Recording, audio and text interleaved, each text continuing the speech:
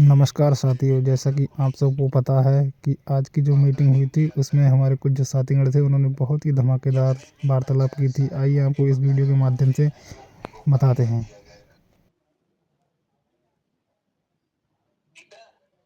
बकाया मानदेय की नहीं मैं बोल रहा सर, मानदेय जिनका है उनका मिल जाएगा। हालांकि उसमें भी कई सारी आपत्तियां होती हैं कि कहीं संबंधित गांव के मुखिया ग्राम प्रधान सहयोग नहीं करते हैं। वो बहुत सारे बहाने ढूंढ लेते हैं कि जिसका पेमेंट नहीं करना है उनका नहीं होता है। अभी तक बहुत सारे हमारे साथी हैं जिनका अभी तक पेमेंट नहीं लगा है, हालांकि वो लग जाएगा। लेकिन सर मेरा रिक्वेस्ट आपसे ये है कि सर अमृत सुशीला जो जी हैं, आपने उनका वीडियो चलाया था, आपने बोला था उनके परिवार से बढ़कर नहीं है सर, हम भी उसी लाइन में सर। 6,000 में सर हमारा कुछ नहीं हो रहा। और जो 5,000 आप जो कमीशन की बात करते हैं ना सर, 5,000 का कमीशन हमें नहीं चाहिए और वो हमें मिलता भी नहीं है सर।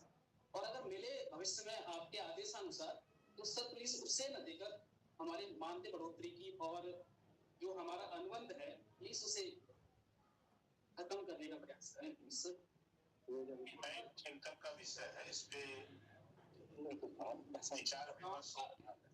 गांव का टॉपर आपके लिए सर्विस दे रहा है, सरकार के लिए सर्विस कर रहा है। गांव का टॉपर एक युवा जो इस देश का भविष्य है, उसके साथ सर बहुत बड़ा खिलवाड़ हो रहा है। क्योंकि हम इसके परिवार की कैसे मदद कर सकते हैं सर, हम ही उनसे और बदतर हैं सर। अगर हमारा परिवार माता पिता, मेरे माता पिता हैं और जिनके ऊपर माता पिता या माता का साया नहीं है, पिता का साया नहीं है, अगर मेरे माता पिता अगर मेरे को भोजन न दे परिवार में, तो मेरे को नहीं लगता कि 6,000 में मैं दाल रोटी भी 2 टाइम से सुख ही खा पाऊंगा, नहीं खा पाऊंगा। 6,000 रुपया जो आपको दिया जा रहा है, ये हम सब लोग जान रहे हैं कि 6,000 रुपया में एक परिवार नहीं चल सकता।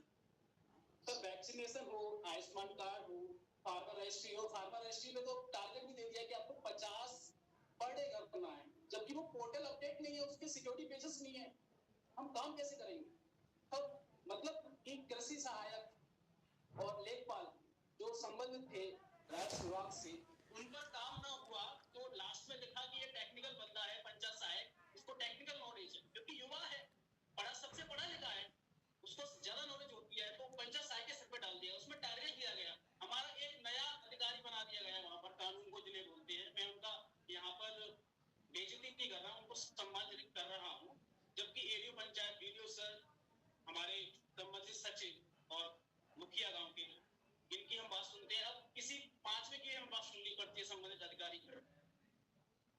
सर प्लीज सर, मेरी आपसे हाथ जोड़ के रिक्वेस्ट है सर कि हमारे प्लीज मत कीजिए, हमें सब कमीशन की बात से हम सहमत हैं कि इस प्रकरण को करीब 20 दिन पहले कैबिनेट खत्म हुई थी, इस प्रस्ताव को हम लोग ले आए थे। क्योंकि जो मध्य प्रदेश ने अभी हाल में घोषणा किया और स्टेटों में जो बात आई थी, वो वहां चर्चा हुई है, मुख्यमंत्री जी ने आश्वासन दिया है। अब जब तक कोई फैसला न हो जाए तब तक हम लोग आपके वकील बन करके वकालत कर सकते हैं। संसद में जो बातें उठी थी वो हमने भी सुना था, लेकिन जो भी जो समाजवादी पार्टी से बोलते हो तो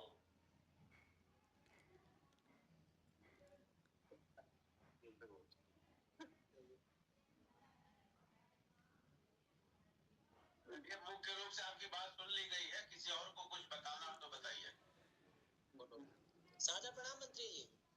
सबसे पहले प्रथम आपने जो अपना मूल्यवान समय निकाल करके समस्त पंचायत सहायकों से बात करने का जो लक्ष्य लिया है, उसके लिए मैं शाहजहांपुर के समस्त पंचायत सहायकों की तरफ से आपका सादर अभिवादन करता हूँ, उसके लिए आभार व्यक्त करता हूँ। माननीय मंत्री जी, मैं आपको बताना चाहूंगा कि जैसे कि पहली बात उठाई गई थी हम लोगों को टैबलेट या फोन मिलना चाहिए, तो उसके लिए मैं आपको बताना चाहूंगा कि एसबीएम रेट्रो फीडिंग हो, चाहे निर्णय ऐप हो, चाहे ई अटेंडेंस ऐप हो, चाहे नोट कैम हो, चाहे विभिन्न प्रकार के फार्मर रजिस्ट्री हो, सर्वे हो, सब कार्य कर रहे हैं। उसके बावजूद भी हमको ना तो टैबलेट मिला है, ना तो फोन मिला। दूसरी बात, आयुष्मान कार्ड जो हमारे विभाग का कार्य ना था, जो स्वास्थ्य विभाग का कार्य था, उसके बावजूद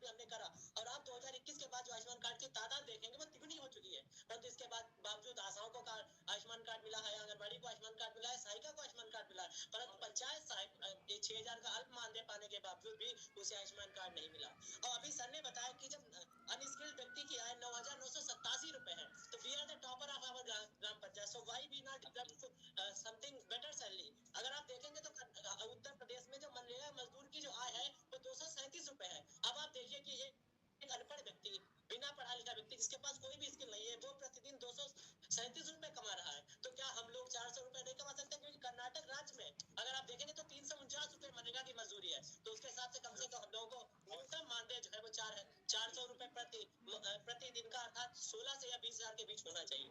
क्योंकि विभिन्न प्रकार के हम कार्य, जैसे समाज कल्याण विभाग का कार्य हम कर रहे हैं, एग्रीकल्चर विभाग का काम हम कर रहे हैं, एग्रीटेक जिसमें एक कलम खसरा फीड कराता था उसका कार्य हम कर रहे हैं सर, स्वास्थ्य विभाग का काम हम कर रहे हैं, पंचायती राज विभाग का हम कर रहे हैं।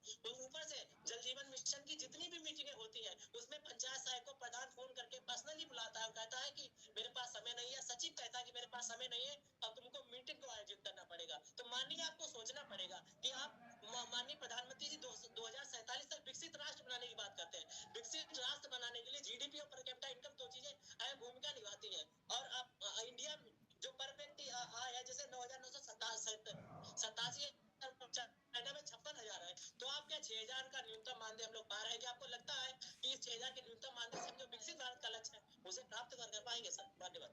और क्या राम राज्य की परिकल्पना साकार हो पाएगी जिसमें आर्थिक संपन्नता और खुशी होती थी? आप जैसे सुशीला की बात करते हैं, मैं अपने ही भावलखेड़ा ग्राम पंचायत की एक लड़की को जानता हूँ जिसके पिताजी नहीं है, माताजी है, जिसने बड़ी मुश्किल से पढ़ाई की है, जिसके पास आय का कोई स्रोत नहीं है, उसके 2 छोटे भाई बहन है। क्या आपको लगता है कि इस 6,000 के अल्प मानदेय में जब उसे 4 महीने बाद 5 महीने बाद मानदेय मिलता है तो वो क्या अपने परिवार का भरण पोषण कर पाएगी, अपने छोटे भाई बहनों को शिक्षा दे पाएगी? ये मेरा प्रश्न है मान्यवर आपसे। और जैसा कि कोई भी मुखिया जो होता है वो परिवार का करता धरता, इसीलिए आप हमारे जो पंचायती राज विभाग के मंत्री, इसलिए आपको हाथ जोड़कर विनम्र निवेदन है कि हम लोगों की इस दयनीय स्थिति से आप हमको उबारने का प्रयास करिए, तो हम आप लोग आपके जीवन पर्यंत आभारी ही रहेंगे। इतनी मेरी आपसे रिक्वेस्ट है। ये 2-3 बातें आपने, 2-3 सवाल आपके हैं। पहला तो आपने कहा कि मनरेगा में अनपढ़ काम करते हैं। ये देश में बेरोजगारी की ऐसी समस्या है। मेरे गांव में MA BA नौजवान मनरेगा में काम करता है। उसकी मजबूरी है, जो परिवार की स्थिति आप बता रहे हैं, पिता नहीं है, माँ है, बेटी है, 2 बच्चे हैं, तो उस बीएड करने वाला MA करने के बाद भी बीएड करके उसको कहीं नहीं मिला, तो वो मनरेगा में उसकी मजबूरी है। मैं पढ़ रहा था, मेरे साथ हमारे गांव के बगल के सामरपुर के 2 बच्चे मनरेगा में काम करते थे। आज एक डिस्ट्रिक्ट जज है, एक RTO है। वो मजबूरी रही।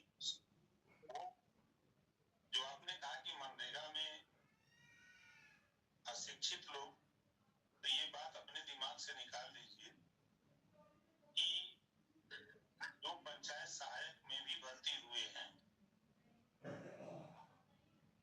तो भर्ती हुए उनकी अपनी मजबूरी में भर्ती हुए। अगर उनको नौकरी मिली, बहुत से बच्चे हमने देखा जो मनरेगा पंचायत सहायक में भर्ती हुए,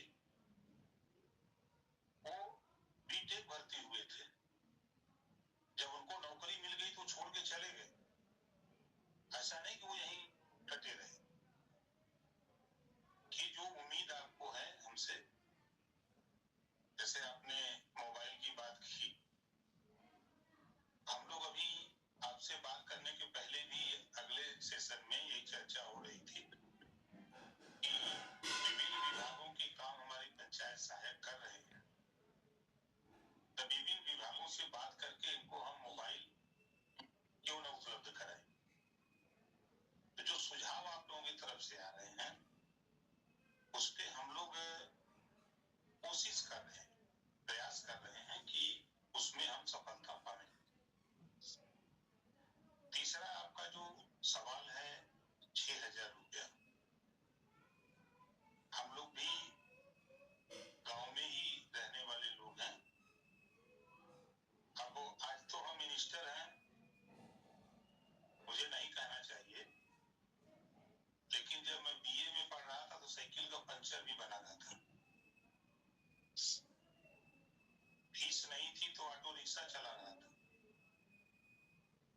रिक्शा चलाने वाला खाली ड्राइविंग लाइसेंस लेके नहीं काम करता, उसकी मजबूरी बहुत होती है। आज जो आप भर्ती हैं, आप सरकार की एक स्कीम आई, उस स्कीम में सब लोग भर्ती हैं। आवश्यकता उत्पत्ति की जननी है, इसके लिए हम लोग भी चिंतित हैं, सरकार भी चिंतित है कि आपका मानदेय बढ़े। हम लोग भी इसके पक्षधर हैं। अभी हमको कुल मिला करके 5 महीने से हम काम पे लगे हैं। कोशिश हम कर रहे हैं कि हम कितना बेहतर हम लोग मिलकर कर सकते हैं। अभी फिलहाल जो चिंतन है, जो हम लोग इस समय जिस काम के लिए यहाँ बैठे हैं, जिस काम को लेके परेशान हैं, उन्हीं लोगों के लिए परेशान है जिसकी बात हम कर रहे हैं, कि जिसके पास छत नहीं है, जिसके पास शौचालय नहीं है, जिसके पास रोजगार नहीं है, जिसके पास रास्ता नहीं है, ऐसे परिवार को हम लोग कम से कम रहने के लिए छत तो दे सकते हैं। हम उनको शौचालय तो दे दें, हम उनको रोजगार, उनको दूध उनके लिए भोजन की व्यवस्था तो करें। हम लोग इसके लिए आप लोगों को लगाए। हमको तो आज यहाँ इस प्रेजेंटेशन में हमको पता लगा है कि आप लोग स्वास्थ्य विभाग का भी काम करते हैं, कृषि विभाग का भी काम करते हैं, राजस्व का भी काम करते हैं, और अपना तो काम जो पंचायत जिस मकसद से आपकी भर्ती हुई है उस मकसद से काम करते हैं। लेकिन भर्ती के बाद जब ये काम आने लगे तो इस पर चर्चा पूर्व के नेताओं को करनी चाहिए थी, जो पूर्व के मंत्री थे, कि सभी विभाग के लोग अगर काम ले रहे हैं तो एक विभाग अगर 6,000 दे रहा है तो और विभागों का काम हम क्यों करें? इस पे चिंतन होना चाहिए। अगर सभी विभागों को काम दे रहे हैं तो हम एक विभाग से अगर इनको हम इतना मान दे रहे हैं तो आप लोग भी थोड़ा थोड़ा इनका मदद करिए। पहले फिर आप काम क्यों दे रहे हैं? तो इस जो आपकी नियुक्ति हुई, आप सब भाई लोगों का तहे दिल से मैं धन्यवाद देना चाहता हूँ, जो आपने हमारे हम सबके हित में क्या अपने हित में जो इस तरह से वार्तालाप की थी। मैं बहुत बहुत ही आभारी हूँ आपका। बाकी लोग भी वीडियो को शेयर कर दें, और हो सकता है अगले महीने में या इसी अगले महीने में मान के चलिए अपने लोग लखनऊ चलने का प्रयास करिए। ज़्यादा से ज़्यादा संख्या में एक बार लखनऊ धरना दिया जाएगा, तब जाकर कुछ ना कुछ ये सरकार एक्शन लेगी, नहीं तो ऐसे ही 6,000 में जीवन व्यतीत करना पड़ेगा अपने सबको। धन्यवाद। कोई कुछ अपनी बात कहना चाह रहा है?